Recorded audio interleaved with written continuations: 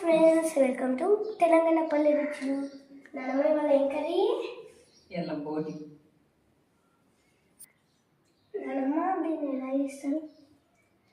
దీనిలో అన్ని మసాలాలు వేయాలి. మసాలాలు వేసి ఏంటి కొబ్బరి పొడా?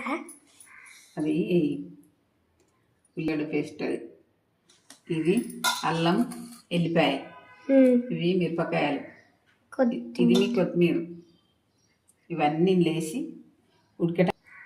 ఇది ఇంత వైట్ ఉంది, వాళ్ళు ఇంత వైట్ ఇవ్వరు కదా నానమ్మ. ఇవాళ క్లీన్ చేశారు. తాత చేసి నాకు చేయరాదు. తాత తీసి ఇచ్చాడా? తాత చేస్తేనే అండు, నాకు ఇట్లా చేయరాదు. తెల్లదు. బోటి బాగుంటుందా మటన్ బాగుంటుందా? బోటే తింటూరు, ఇప్పుడు మటన్ తింటలేరు. అట్లా నచ్చ నాకు. ఎంత వేయాలి? ఎక్కువ తింటావా తక్కువ తింటావా? మళ్ళీ వేసినాక కారం ఉన్నది నేను తినా. ఇది ఉప్పు సరిపోయేంత వేసుకోవాలి. సాల్ట్ ఉప్పు ఏదైనా అనుకోవచ్చు. ఇదేంటి? ఇది గరం మసాలా. గరం మసాలా వేసుకుంటే మంచిగా ఘాటు ఘాటు ఉంటుంది. దానికి వెళ్ళని గరం ఉంది. అల్లం వెల్లుల్లి పేస్ట్ కలుపుకోవాలి. కొంచెం పోపులు వేయాలి. కొంచెం ఆయిల్ కూడా వేసుకోవాలి. ఆయిల్ వేసుకుంటే మంచిగా కలుపుతుంది.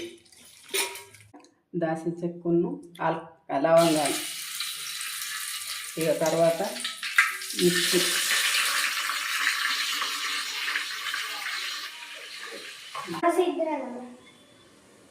గంట అవుతుంది. బోటి ఎలా ఉడకదు కదా.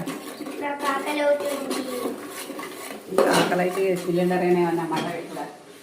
మంట అయితే అర్ధ గంటలో గంట అయిపోయింది.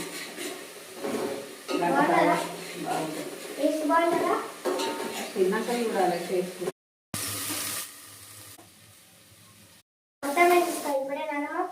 మొత్తం వేసి పెసర పోసుకోవాలి.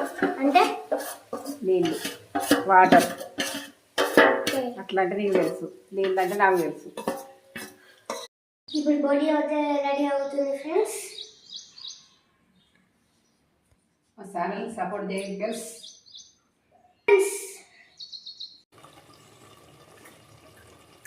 పుష్పకి ఒక బ్రాండ్ ఉంది, మా నాన్నమ్మకి ఒక బ్రాండ్ ఉంది, అదే తెలంగాణ పల్లె రుచి. మా ఛానల్ని సబ్స్క్రైబ్ చేయండి ఫ్రెండ్స్.